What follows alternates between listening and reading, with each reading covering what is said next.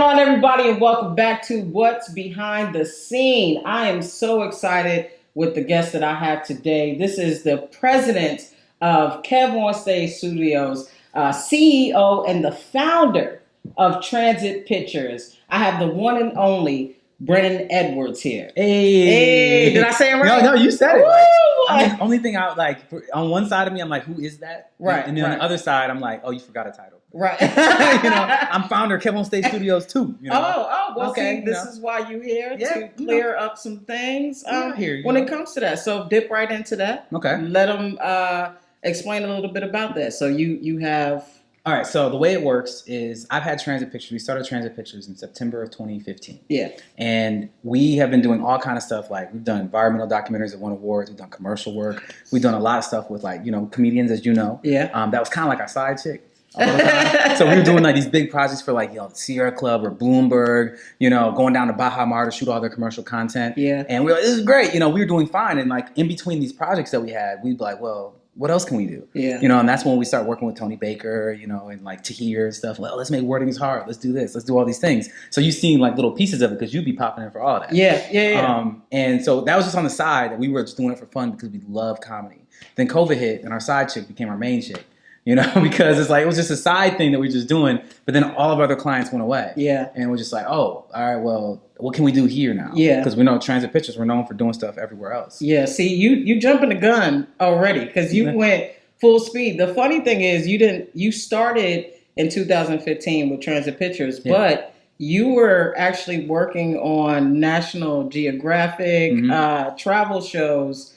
And even getting into docu-environmental stuff. How did you find this out? Listen, man, I'm dead serious. There's no bio written that says that. I found you. Okay. And you got a perfect LinkedIn profile picture, by the way. Oh, yeah. That's right. I haven't touched that in a while. Oh, man, it's so funny. I didn't even know, it was funny looking at your resume. Mm-hmm. And you have some very key stuff in there. I have a resume on LinkedIn? You have a resume. And let me tell you, I was like, oh, this is everybody's resume right here. You have video editing, then Microsoft Excel. You had this is going to get me into any customer service job. Oh, yes. Hey, Lou, you're trying to get some work. You know right. what I'm saying? I can do it, whatever you need. Right. Oh, that's hilarious. Oh, I'm slightly I'm immediately going home and taking that off of LinkedIn. Don't.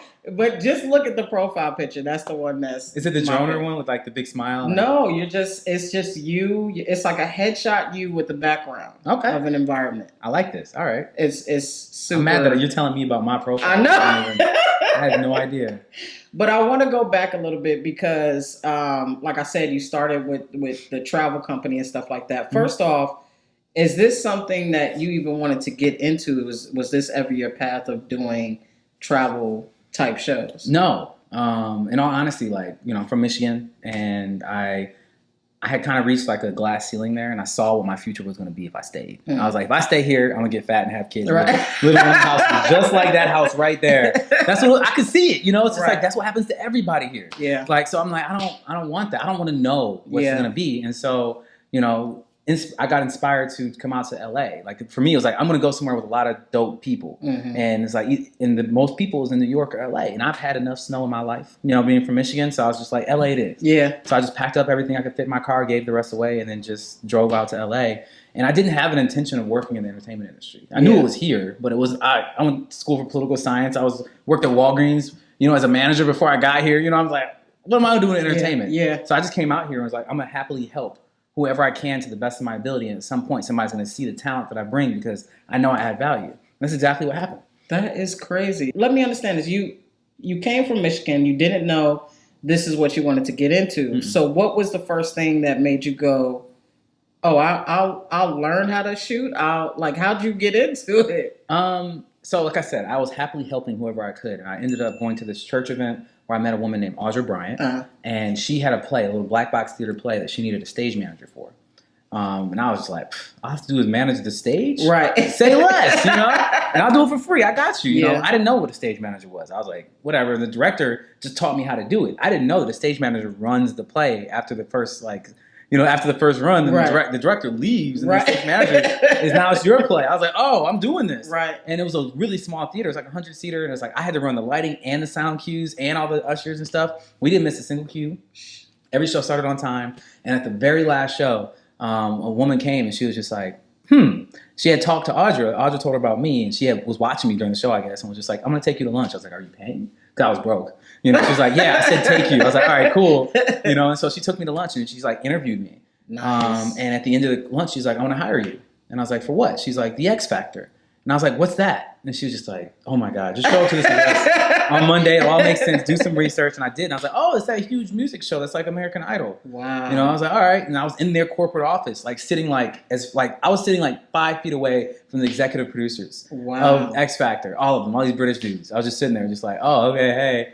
I think that's really, let me tell you something. I don't know a lot of names. Mm-hmm. I know faces and stuff like that. But I'm not that person that'd be like, oh, this person did this is their credit, blah, blah, blah, especially when they're behind the scenes.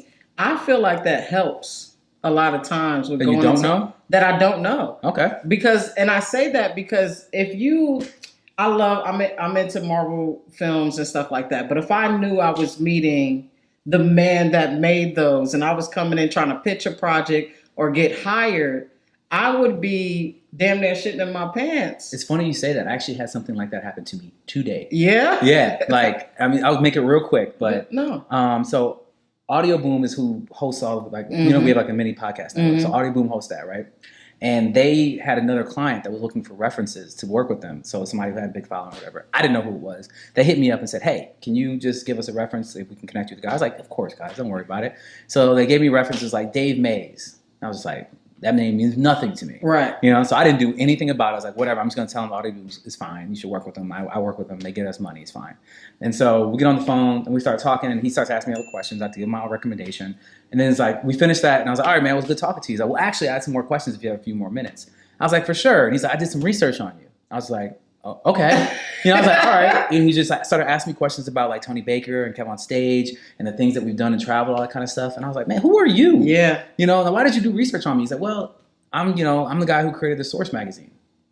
I'm like, no, you're not. Right. I was like, no, you're not. Right. I was looking at him, I was like, you don't look like a guy who's into hip hop. Right. I was like, whatever. And I just researched him while he was talking. I was like, oh, this is 100% the guy who by himself founded the Source magazine, which came out of Harvard, by the way, which I didn't know.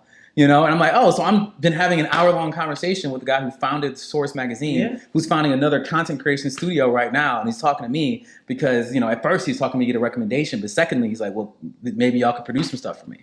And I'm just like, oh, that helped because I was just being like, yeah, whatever. You being your authentic self. Yeah, if I had known, like, this is the Source guy, I don't know how different I would have been, but it probably been a little different. Well, I think you always try to get a little different because you're trying to psych yourself out and be a better version than you think you are. Give them what you think they want. Exactly. Yeah. Versus just he came in, you already sold him. You know what I mean? I was like, what up, man? Whatever. Yeah. That's great, bro. It's fine. That's funny. Yeah. But let me just tell you, Brennon is one of them people that it doesn't matter who you are. He's not going I want to see who you're a huge fan of. Like, who would you crumble up around? It'd probably be like the big basketball players, to be honest. I feel that. It's like Michael Jordan walked in here right now, I'd be like, oh yeah. Allen Iverson or even LeBron, I'd just be like, all right, well, hi. Yeah. Because that's my true love. Is like, if I could do anything in life, I would be playing basketball. Look at this. Yeah. I don't even have to ask you questions. You're just giving me gems. If I could, I tore my ACL twice and I had to have 3 surgeries from it. Damn. All because of basketball, and I still try to keep playing. Damn. I was like, my dad was like, the last surgery is like, if I pay for this surgery, you have to retire.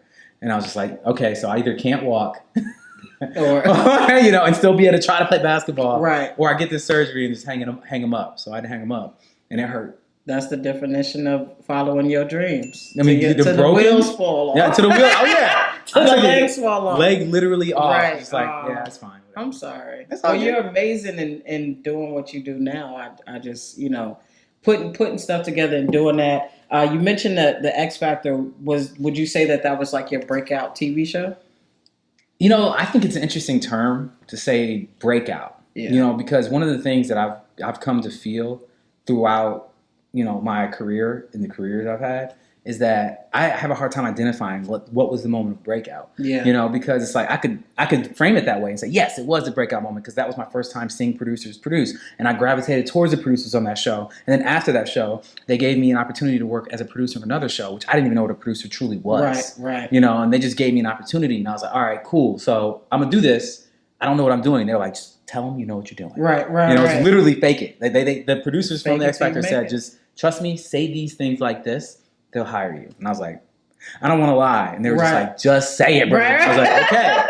And I said it. And then they hired me. And I was like, all right, cool. And then I got in the field and I had no idea what was going on. And the crew, Kyle Clark, he was the director on the project. I was the only producer coordinator. Shout out to him. He took me under his wing and was like, you're not stupid. You're just green. You know, so I'm going to teach you everything, but I'm only going to teach you everything once.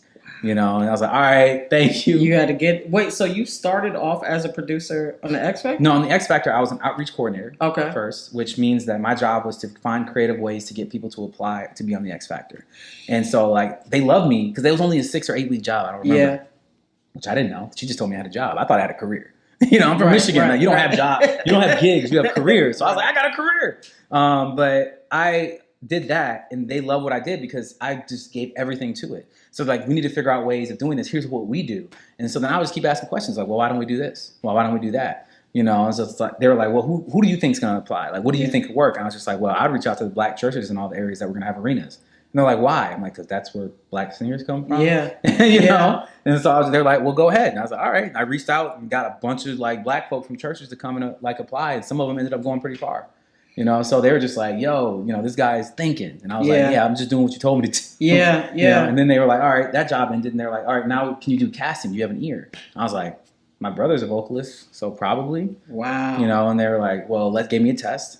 And I passed the test. And they were just like, all right, yeah, you can do this. So I did the online casting. So then I was looking at like a couple hundred videos a day, which was, I hated it. Because everybody was singing the same Adele song. I hated it so much.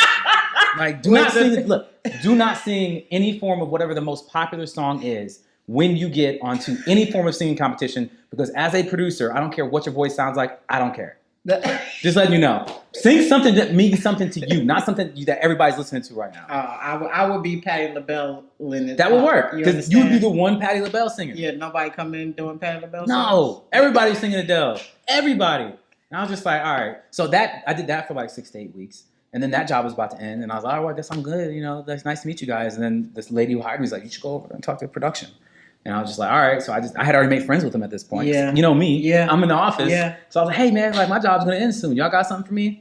You know, and am I allowed to cuss? Yeah. Oh, there was direct response from the production coordinator, who was a brother. It was, fuck you, nigga. And I was like, what? You know, we had an adversarial relationship. And I was like, what? And he's like, all right, whatever, man. We'll see. And they ended up bringing me on the road. Damn. And they gave me, like, they were going to have me just be a PA.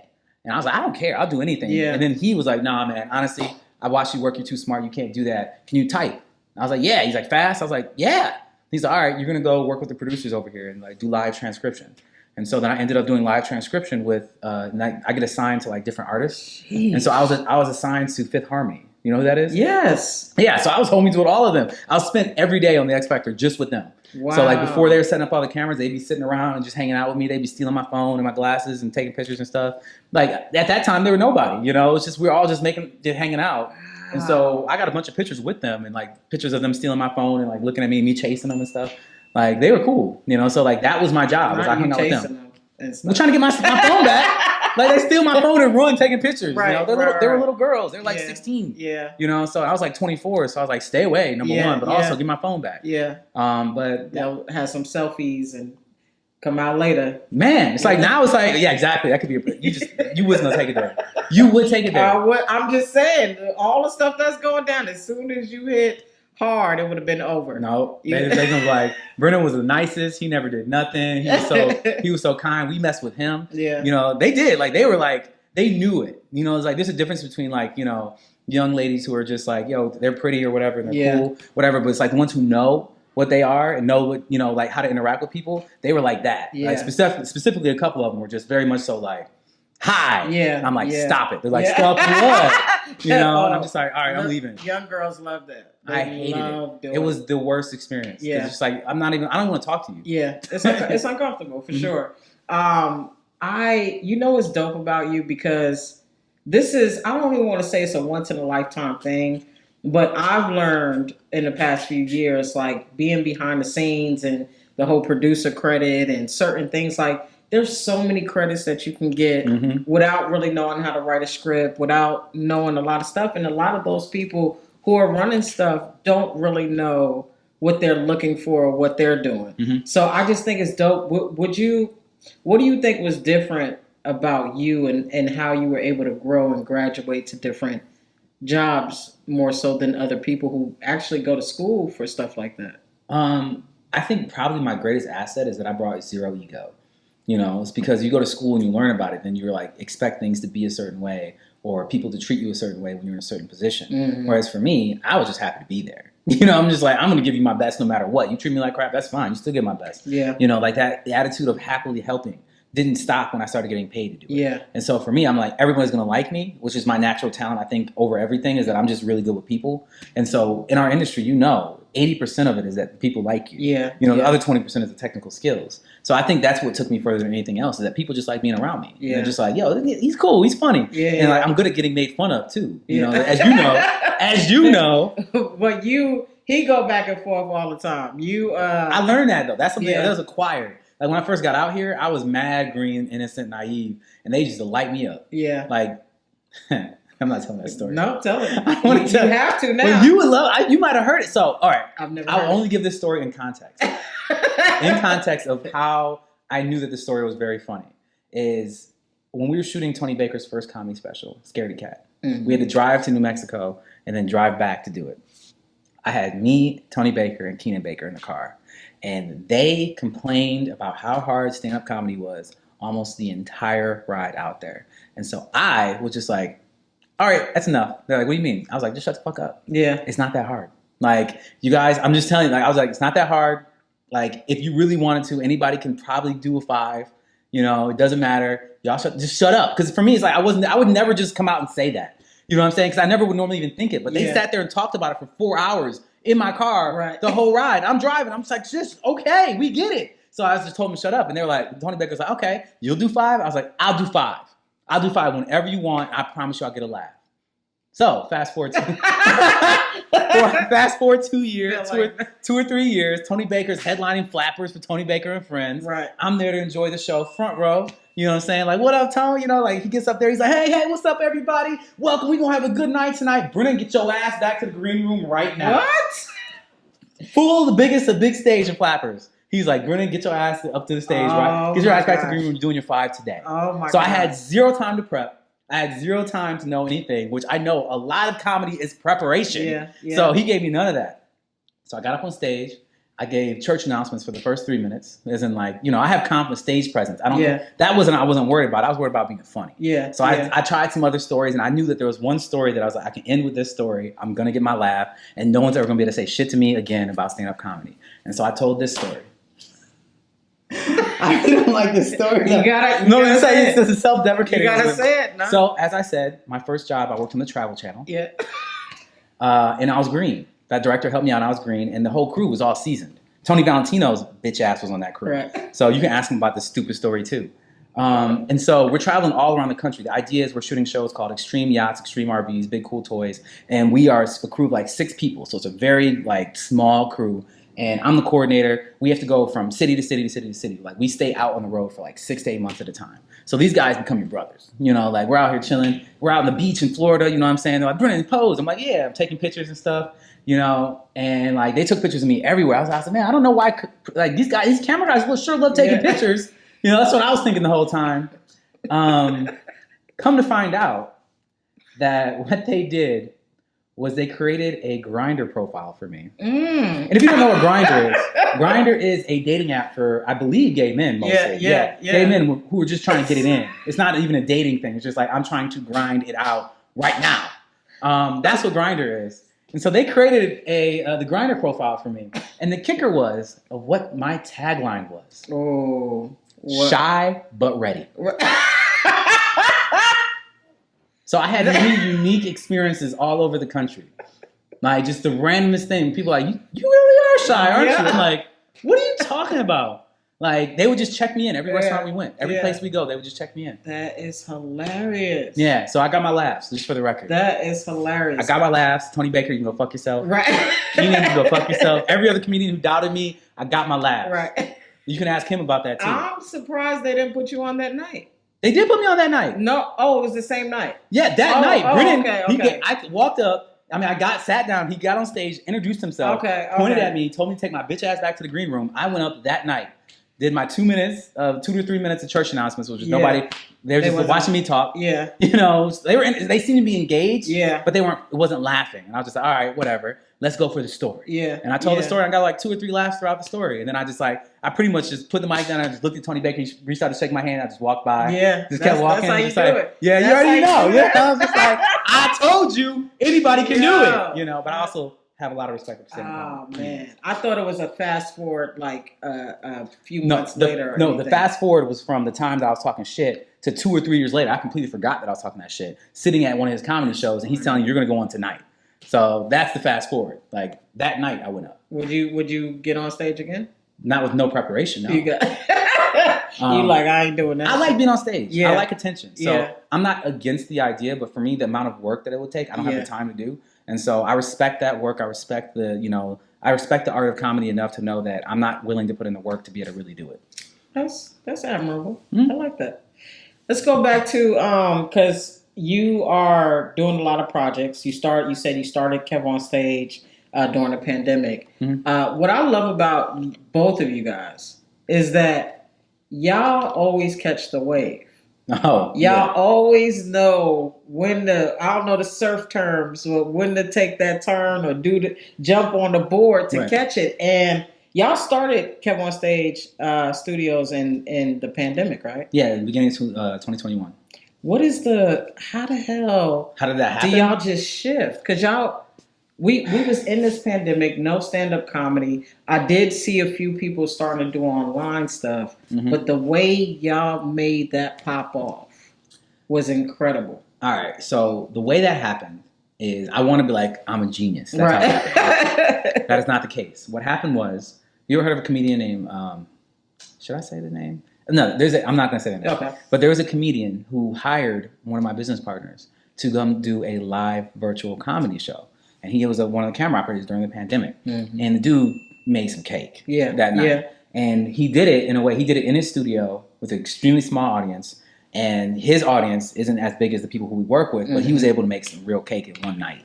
Paying just a video crew, and then video crew figured out how to stream it, which, we perfected and did all that kind of stuff. But it was just like a little, like a rinky-jank version of what Keep Your Distance was. Right. So they came back and said, man, we might be able to do something like this. And I was just like, maybe we need to find a place to do it, and then how do you do an audience and all this other kind of stuff. There's a lot of variables that had to be figured out. Yeah. So I called Tony Baker. It was like, yo, let's do this virtual comedy show. Tony was like, I don't do virtual comedy shows. Boop.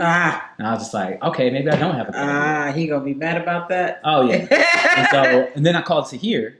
And I was like, Tahir, and I knew Tahir at the time didn't have the following to be able to give us what we needed for that. But I wanted another comedian's opinion, and I was closer to Tahir because we had already done Wording is Hard. Yeah. And so I was like, what do you think of this idea? He's like, I don't know.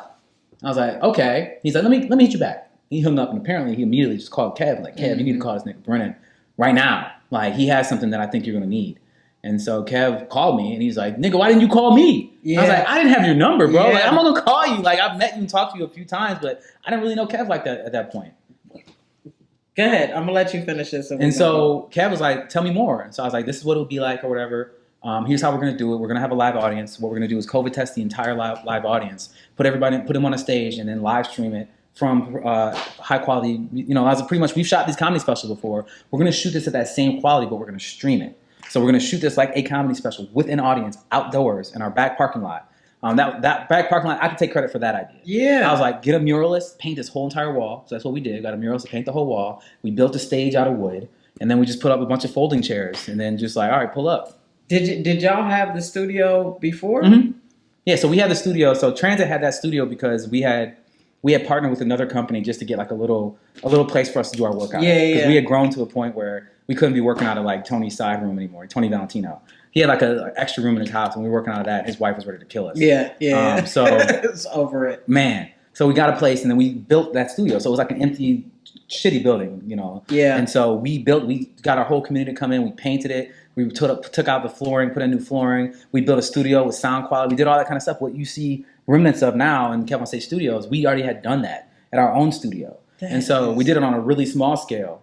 We did that, and then we had a parking lot. It was built. You remember? You've been to that building. No, I've been to both. Yeah, you've been to both. So that was our first studio. And you remember that big ass parking lot? Yeah, yeah. That was a new car parking lot for a dealership. Yeah, a Ford dealership. So they just had an extra building on their property, and they just put it up online to see if anybody wants it, because it was like it had black mold, and it was terrible. And so the rent was super low. Yeah. And so we were like, we can afford this, but we gotta invest in making this dope. So we did. So we made it dope, and then like for me, I saw that this huge parking lot against this back wall that was just empty, and I was like, yo, we can do the show right here. And so I was like, we did it. We figured it out. The lighting was a challenge because when we first started doing it, the sun was still up at the time that we wanted the show to start. But you already know the sun is just now setting. The lighting is going to change drastically. Yeah. So we had put together these time charts for the cinematographers to be able to switch their stops, and we switched each camera like strategically. Like, okay, we're going to go to you now. Now you switch your ND. Okay, now we're going to go to you. Now you switch your ND. Now we're going to go to you. Now you switch your ND. So we were doing that, and I remember Kev was really uncomfortable about the first show, because you have to imagine being in Kev's shoes, he didn't really know us that well either. Yeah, yeah. And so this is his first project working with us. Yeah. And this is something he's promoting to his whole audience of something he's going to do. It's a big deal. And he pretty much sold it with a flyer. I don't know if you remember the very first Keep Your Distance. Like none of us knew what it was really going to be. So he pretty much had a flyer. He was just talking on top of his flyer, like, yo, you ought to check it out. Pandemic show, Keep Your Distance. It's going to be a comedy show. I'm going to be on it. It's going to be great. He sold over 10,000 tickets, online tickets today. This is phenomenal. I thought that y'all were cool before all this stuff. I had one like hour-long conversation with Kev. Wow. Before that had nothing to do with Keep Your Distance, and it was like a year before when he came to do like the Jenga game with Tony Baker. So you were just doing projects for comedian. You started with Tony Baker? The first comedian we worked with was Tony Baker. And wow. We met Tony Baker and we had less than 50,000 followers. Wow. So it went from the travel station, the docuseries, X Factor, all that stuff. Yeah, so then we started a company, and that didn't have, like, the Tony Baker stuff was just our side chick. Then we were doing, we had a big travel client that took us all over the world. Yeah. So we did that. It was World Ventures. We just did all their stuff, 5-star resorts all over the world, which was the greatest job that's ever happened. And then from there, it's like we booked the Sierra Club, which is the biggest environmental organization, and we did a bunch of documentaries and docu-series for them. Yeah. Then that led to Climate Works, which is another massive environmental organization that we worked with. We made a documentary for them in 3 countries. So we were doing all these really cool things, and in between each one of these jobs is when we'd be like, we'd come back and say, let's block shoot a bunch of stuff for Tony Baker. Yeah. And then like Tony Baker was just, hanging out with Tahir, and Tahir was just like, who you shooting with? Yeah. Tahir was cool as hell. He would come in and shoot stuff with Tony, and he just started talking to me. And then we were just like, do you want to? He's like, I have an idea for a show. It's like this thing called Wording is Hard. Yeah. And so then we worked with him to make it into what it was. And then Wording is Hard blew up too during the pandemic. Yeah. So many things y'all done. It's just crazy that I thought that y'all were connected. Y'all are a true family. When I see you guys together, it feels like years haven't been lost at all. Yeah, it's love. I mean, it's hard though. You build those bonds through stress. Right. Hilarious. I'm so mad because I was sitting here and I was telling him, I was like, yo, this is going to take a half hour. And then stuff is just popping up where I'm like, I told you. Did I not say it? I said it before we started. I was like, you got too many questions from me. I talk too much. I know, and I'm trying to figure out. So let me try to simplify things a little bit. I'm going to say this and you can answer for both, but what do you look for in talent and in a project that someone would give you? So in talent, obviously natural ability. More importantly, though, is consistency and professionalism. Is if I can see that one of the most powerful things that you can see in a creator or like a talent is if they're going to get it done regardless if you help them or not. You know what I'm saying? Whereas like they're like, hey, I want to do this project with you. I already shot the pilot. I already did all these things. How'd you shoot it? I don't know, my phone, bro. Like whatever. I did it. I did it. I tried to edit it. I'm not an editor. Like seeing that level of effort and care given to a project before it's even a real project is like, all right, you're going to give whatever it takes to make this happen. Yeah. And seeing that dedication and then looking at their social media or whatever they do and like whatever they're known for, if they're consistent with it. When I say consistent as in like posting it consistently, consistent quality, consistent themes, like and consistently growing in that space, then you know that it's only a matter of time for them. It's like those type of things. It's like you're genuinely funny, you're consistent, and you're dedicated to the craft. Like it's only a matter of time. If you don't quit, you're gonna win. Yeah, that's just how it works. It could take 10 years, it could take 20 years, but if you're consistent about stuff, it's gonna come. Kev built his entire platform after posted on YouTube every single day for 10 years, every day. And it's just like he knew that he's like, I know I have something, and I know I can be consistent about it. And now he's who he is. And it took him. Took him 10 years. Yeah, it took him 10 years to really hit. Jeez, and so man. The second question was projects. Yeah. So for projects, honestly, projects are a lot more complicated because you have to look at it from a perspective of, like, I'm a producer. Yeah. And so for me, I'm like, well, what resources are you bringing to the table with this project? Are you just being like, I have this idea, make it. Right. You know what I'm saying? And most people don't realize what it takes to make something. It's like, you know how much of my life, my energy has to go into making this. I'm not going to just say yes because you think I should do it. Right. And then, like, also, if you don't bring anything else but the project to the table, if you're like, hey, I have some possible sponsors, I have some possible talent attached, I already wrote out this thing, I've already done all these things. It's like, you took it as absolutely far as you could and brought things to make my life easier, then I'm going to have a higher listening for you. The biggest thing is, like, shout out to Mark Watson. He has brought projects to Kevonstage Studios before, and the reason why it was really easy for us to greenlight them is because he's like, and I have these advertisers that are going to pay for half the budget. For me, I'm just like, well, okay, well, shit, you want to direct it too? Okay, whatever you want to do. Right. So that kind of thing is really a big deal, and then obviously if it's just objectively a good concept, then that'd be great. And if it's a super expensive concept, then I'll say you should talk to someone else. Right. Well, with that, I'm going to ask you probably a favorite question you're going to love. Oh, yeah. How would someone be able to connect with Transit Pit? So, for the record, hey, everybody at home. If they have all of that. Hey, everybody at home. I just want to let you know, before this interview started, she let me look through these questions, and there was only one question that I was just like, I don't know how I'm going to answer that one. And she was like, well, I don't have to ask you. I was like, well, I'll figure something out and be objective. But I thought she might just drop it, out of the wonderful grace of her heart. But here, where are we now? In that question. No, I'm going to do it. I'm going to answer. So, we got like 3 more questions too. The honest answer to that question is kind of sort of you got to know somebody. Like, because the thing is, like, if you just cold email me if you cold email me, I'm going to see it first and foremost. Good luck finding my email. Right. But if you cold email me, then I am going to see it. But that does not mean I'm going to care. Yeah. Your subject line has to be lit. You know what I'm saying? And also the first couple sentences have to show me that there's some value added to whatever it is that I'm doing. You can't just be presenting something to me and saying, you need to do this. Right. No, just say, like, I have, one of the most important things, like what happened to me on that call, is somebody who's done the research. Mm-hmm. I was like, I know who you are. I know what you've done. I think this fits your demographic for these reasons. Here's the resources that I can bring to that thing. And I'd love to be able to talk about this or talk about that. From those type of conversations, like, that might catch my attention. I'm like, maybe I'll reply to them, or maybe I'll connect them to one of my team, so that they can, dig more into it and see what this person or what this project's really about. Yeah. So that has happened on rare occasion, but I would say you have to be pretty exceptional, or just find somebody who's in my circle. Yeah. Like, that's the easiest way. Like, my brother is probably the best conduit. I'll say that. Yes. I love your brother. No, he's great. Don't you have 2 brothers?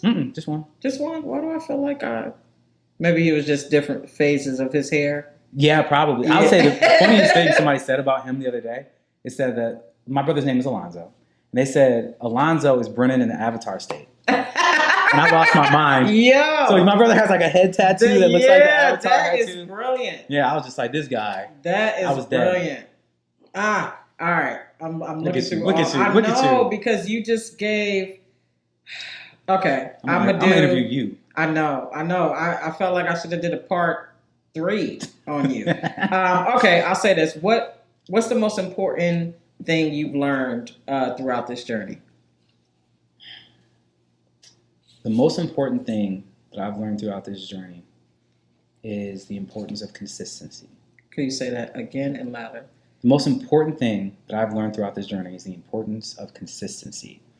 Like, it is paramount. Like, anytime you see the success of someone, look at like the patterns of what got them there. Almost every single time you'll notice that whoever that was had this level of discipline and consistency that got them to where they are, regardless of where they are. It's like, for me, I have the direct examples. Like I already told you about, Kevonstage. Yeah. Look at Tony Baker. Tony Baker was posting like 3 or 4 times a day. He created in his mind that I'm going to create an entertainment channel on Instagram for everyone to enjoy. And so I'm going to post at the times that people wake up. So they'll have something. I post it around lunch, right at dinner, and right before they go to bed.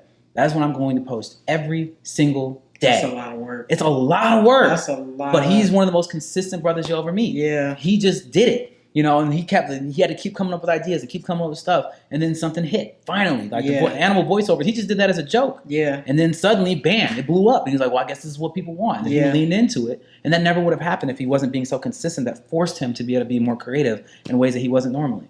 And then it's like, bam, now look at it. 10 years later, he's, 2 point whatever million followers and selling out every single comedy club he hits. Every single.